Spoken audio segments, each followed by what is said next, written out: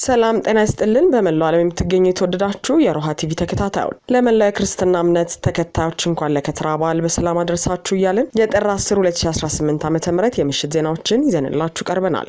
የአፋብን ምስረታ ተከትሎ የቴዎድሮስ እዝፋኖች ኦፕሬሽን ፈጽመዋል። ዝርዝር ግንባር መረጃም ይዘናል። የተወዳጁ አርቲስት ነጻነት ወርቅነህ ስርዓተ ቀብር በቅድስት ሥላሴ ካቴድራል መፈጸሙ ተገልጿል። አንድ ከፍተኛ ጀነራል በቁጥጥር ስር እንደዋሉ ታውቋል። ጀነራሉ ለኤርትራ መንግስትም ተላልፈው ሊሰጡ እንደሆነ እየተነገረ ነው። እናሰማችኋለን። ፕሬዚዳንት ትራምፕ በአባይ ወንዝ ላይ ያቀረቡትን የድርድር ሐሳብ ግብጽና ሱዳን መቀበላቸውን ገልጸዋል። ብልጽግና የተፋሰሱ ሀገራት ካልሆኑት ከነ ኤምሬት እኩል ግልባጭ ለምን ተላከላት? ዝርዝሩን በዘገባችን አካተነዋል። ውድ አድማጭ ተመልካቾቻችን አብራችሁ ልትቆዩ ከፈቀዳችሁ እነዚህ መረጃዎች በዝርዝር የምናሰማችሁ ይሆናል። የሮሃ ቲቪ ወቅታዊና ሐቀኛ መረጃዎች እንዲደርሷችሁ ቻናሉን ሰብስክራይብ፣ ላይክ እና ሼር በማድረግ አሁኑኑ ቤተሰብ ይሁኑ። የአፋብን ምስረታን ተከትሎ የቴዎድሮስ እዝፋኖች በደብረ ማርቆስ ከተማ ልዩ ኦፕሬሽን መፈጸማቸው ተገለጸ። በትናንትናው ዕለት የአማራን ትግል ከፍ ያደረገ የብልጽግናን መንደር ጭንቀት ውስጥ የከተተ አዲስ ብስራት ከፋኖች መንደር ተሰምቷል። ይህ ምስራች ከመላው አማራ አልፎ አብዛኛው ኢትዮጵያዊ የሚናፍቀው የአንድነት ዜና ነው። አማራ ፋኖ ብሔራዊ ንቅናቄ አፋብን በአማራ ልጆች ውይይትና ምክክር እውን ሆኗል። አሁን ላይ በአማራ ምድር ያለው አንድ የፋኖ አደረጃጀት አንድ የትግል ድርጅት ነው። ከዚያ ውጭ ያለው ግን ሽፍታና የብልጽግናን ተልዕኮ የተቀበለ ዘራፊ ቡድን ብቻ ነው። የአፋብሃ ወደ አንድነት መምጣትም የአማራን ትግል ከውስጥ ሆነው ለመበታተንና ለማዳከም ሲሰሩ የነበሩትን ሁሉ አስደንግጧቸው ቀድመው ወደ ላኪያቸው ብልጽግና አምርተዋል። እናም አፋብን አርበኛ ዘመነ ካሴን ሊቀመንበሩ አድርገው አርበኛ መከታው ማሞን ተቀዳሚ ምክትል ሊቀመንበር፣ አርበኛ ሀብቴ ወልዴን ምክትል ሊቀመንበር ለወታደራዊ፣ አርበኛ ሄኖክ አዲሴን ምክትል ሊቀመንበር ለፖለቲካዊ ጉዳዮች አድርጎ መርጧል። ይህን የአንድነት ብስራት ተከትለው በአገር ውስጥም ከሀገር ውጭም ያለው አማራ ደስታውን ሲገልጽ ታይቷል። በተለይም ደግሞ በባህር ዳር ቀበሌ 14 ከፍተኛ የሆነ የደስታ ርችት ሲተኮስ አምሽቷል። በያውደ ግንባሩ ያሉ ፋኖችም ትናንትናና ዛሬ ደስታቸውን ሲገልጹ ታይተዋል። የአማራ ፋኖ አንድነት በተበሰረ ማግስትም በዛሬው ዕለት ጥር 10 2018 ዓ.ም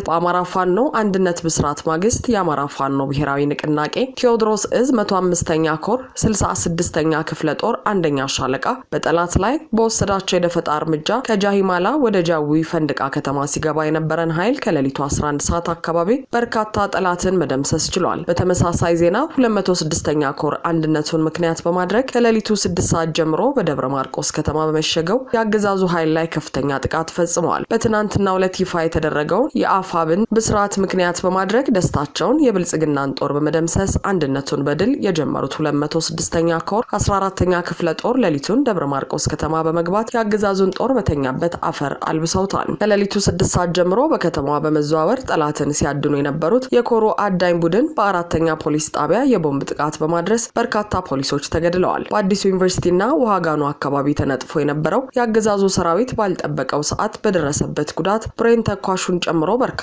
የሰራዊት አባላት መገደላቸው ታውቋል።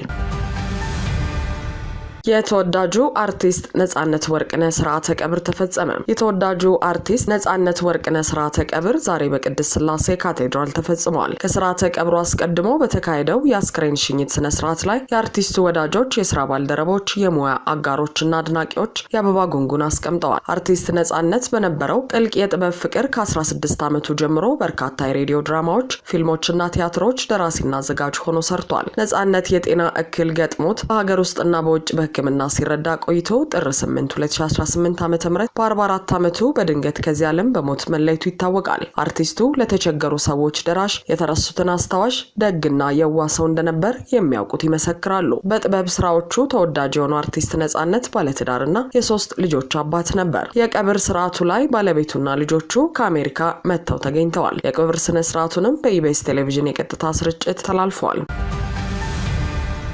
የትግራይ ጸጥታ ቢሮ ጀነራል ጉዑሽ ገብረ የተባሉትን የታጣቂ ቡድን መሪ ማሰሩ ተሰማ። ጀነራል ጉዑሽ ገብረ የተባሉት የትግራይ ኃይሎች መሪ በክልሉ የጸጥታ ኃይሎች መታሰራቸው እየተገለጸ ይገኛል። ጀነራሉን ያሰሯቸው የህወሓት ሰዎች ናቸው፣ ለኤርትራም አሳልፈው ሊሰጧቸው ነው ሲሉም የነጌታቸው ረዳ ቡድን አክቲቪስቶች በስፋት እያሰራጩ ሲሆን ጀነራሉ የታሰሩት ወደ አብይ አህመድና ወደ ነጌታቸው ረዳ ሊኮበልሉ ነው በሚል መሆኑ ተሰምቷል። በዛሬው ዕለትም የክልሉ ሰላምና ጸጥታ ቢሮ መግለጫ ያወጣ ሲሆን በመግለጫው ማንኛውም በመሆኑም የጸጥታ ኃይል ከህግ በላይ አይደለም ሲል አስታውቋል። ከህግና ከሰራዊቱ መመሪያ ውጪ በሚሆን ግለሰቦችም ይሁን ቡድኖች ላይ እርምጃ ሊወሰድ እንደሚችል ገልጿል። አንዳንድ ሲል የገለጻቸው የታጣቂ ቡድን መሪዎችም ከህግና ከስርዓት ውጪ ምንም አይመጣም በሚል ከሚያደርጉት እንቅስቃሴ እንዲታቀቡ ሲል አስጠንቅቋል። ነገር ግን የጀነራል ግዑሽን መታሰር በሚመለከት በይፋ ያለው ነገር የለም። በትግራይ ዙሪያ የሚሰሩ መገናኛ ብዙሃን ግን እኚህ ጀነራል መታሰራቸውን በስፋት እየገለጹ ይገኛሉ። አብይ አህመድ ህወሓት ኤርትራና ፋኖ በጋራ ሊወጉኝ ነው የሚል ፕሮፓጋንዳ በአንድ በኩል ሲነዛ፣ በሌላ በኩል ደግሞ በትግራይ ያሉ የፖለቲካና የወታደራዊ አመራሮች ለመክፈል ከፍተኛ ጥረት እያደረገ ነው። ግብጽና ሱዳን በአባይ ግድብ ዙሪያ የትራምፕን የድርድር ጥያቄ መቀበላቸውን አስታወቁ። የግብጹ ፕሬዝዳንት አብዱል ፈታህ አልሲሲ ከአሜሪካ ፕሬዝዳንት የተላከላቸው ደብዳቤ እንደደረሳቸው ገልጸው ፕሬዝዳንቱ በቀጠናውና በዓለም አቀፍ ደረጃ ሰላምና መረጋጋት እንዲፈጠር እያደረጉ ላለው ጠቃሚ ጥረት አድናቆታቸውን ገልጸዋል። እንዲሁም ግብጽ በክልሉ ውስጥ ሰላምና ደህንነት እንዲፈጠር እያደረገች ላለው ሚና የሰጡትንም እውቅና አድንቀው አልሲሲ ፕሬዝዳንት ትራምፕ የአባይ ወንዝ ለግብጽ ያለውን ጠቀሜታ ከግምት ውስጥ በማስገባት ለሰጡት ትኩረት አመሰግናለሁ፣ ምክንያቱም የአባይ ወንዝ የግብጽን ህዝብ ህይወት የሚወክል ነው ብለዋል። ጨምረውም ግብጽ ከሁሉም የአባይ ተፋሰስ ሀገራት ጋር በዓለም አቀፍ ህግ መሰረት ለመነጋገርና ለመተባበር ቁርጠኛ መሆኗን ገልጸው ይህም የሁሉንም ሀገራት ፍላጎት ባሟላ መልኩ መሆን እንዳለበት አሳስበዋል። የግብጽ አቋም በዚህ ላይ ተመረኮዘ መሆኑን ያስታወቁት አልሲሲ ይህንን የሚያንጸባርቅ መልእክት ከፕሬዝዳንት ትራምፕ ማግኘታቸው አመስግነዋል። በመሆኑም ከዚህ ጉዳይ ላይ ከፕሬዝዳንት ትራምፕ ጋር ለመስራት ፈቃደኛ መሆናቸውን ገልጸዋል። የሱዳን ሉዓላዊ ሽግግር ምክር ቤት ሊቀመንበር የሆኑት ሌተናል ጀነራል አብዱል ፈታህ አልቡርሃን በበኩላቸው ባስተላለፉት መልእክት የአሜሪካው ፕሬዝዳንት ዶናልድ ትራምፕ በአባይ ወንዝ ዙሪያ የተፈጠረውን ውዝግብ ለመሸምገል ያቀረቡትን ተነሳሽነት በደስታ እንቀበላለን ብለዋል። ጨምረውም ለውዝግቡ የሁሉንም አካላት መብት የሚያስጠብቅ ዘላቂ መፍትሄ ከመጣ ለቀጠናው ደህንነትና መረጋጋት ትልቅ አስተዋጽኦ እንደሚያደርግ አስረድተዋል። ፕሬዝዳንት ትራምፕ ምሽቱን ባስተላለፉት የደብዳቤ መልእክት በግብጽና በኢትዮጵያ መካከል በአባይ ወንዝ ላይ የተፈጠረውን ውዝግብ የማደራደር ጥረታቸውን ድጋሚ ለመጀመር ፍላጎት እንዳላቸው መግለጻቸው ይታወሳል። ይህ በቀጥታ ለግብጹ ፕሬዝዳንት የተጻፈው ደብዳቤ በግልባጭ ለኢትዮጵያ ፕሬዝዳንት አቶ ታዬ አጽቀ ሥላሴ፣ ለተባበሩት አረብ ኤምሬትስ ፕሬዝዳንት ሼክ መሐመድ ቢን ዛይድ፣ ለሳውዲ አረቢያ አልጋወራሽ መሐመድ ቢን ሳልማን እና ለሱዳን ሉዓላዊ ምክር ቤት ሊቀመንበር ጀነራል አብዱል ፈታህ አልቡርሃን የተላከ መሆኑ አይዘነጋም። በቀጠናው አጣብቂኝ ውስጥ የወደቀው የብልጽግናው አገዛዝ የአባይ ተፋሰስ ሀገራት ካልሆኑት ከኤምሬቶች እኩል በግልባጭ እንዲደርሰው የተደረገው ይህ ደብዳቤ ብልጽግና ሙሉ በሙሉ በኤምሬት ቁጥጥር ስር መውደቁን ያመለከተ ነው ተብሏል። የሀገርን ሉዓላዊነት አሳልፎ መስጠት የለመደው ብልጽግና አሜሪካ አብይን በሚደግፉት በአረብ ሀገራት በኩል ጠምዝዛ የአባይ ግድብን በገለልተኛ አካላት እንድትተዳደር ለማድረግ እንደሆነም እየተነገረ ነው። በኡጋንዳ የዩሪ ሙሴቪኒ ተቃዋሚ የሆነው ቦቢ ዋይን ከነበረበት የቁም እስር ማምለጡ ተገለጸ።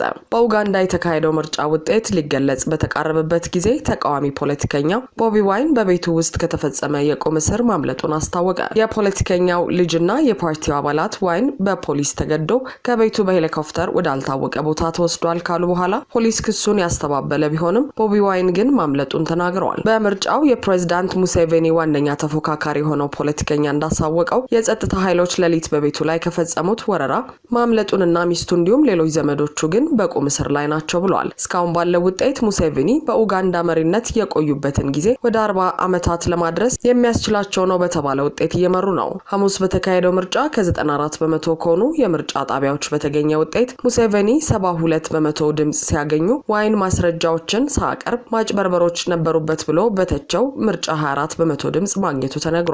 ቅዳሜ ጠዋት የፖሊስ ቃል አቀባይ ለጋዜጠኞች ቦቢ ዋይን ከሚስቱና ከዘመዶቹ ጋር ቤታቸው ውስጥ መሆናቸውን ገልጸው ከእውነት የራቀ ክስ እያሰሙ ነው በማለት ቤት የደህንነት ጥበቃ የሚደረግለት በመሆኑ እንቅስቃሴው የተገደበ ነው ብለዋል። አድማጭ ተመልካቾቻችን የሰዓቱ የሮሃ ቲቪ ዜናዎች የተከታተላችኋቸውን ይመስሉ ነበር። አብራችሁን ስለነበራችሁ ከልብ እናመሰግናለን። ሰላም ጤና ይስጥልን። በመላው ዓለም የምትገኙ የተወደዳችሁ የሮሃ ቲቪ ተከታታዮች የህዳር 9 2017 ዓ.ም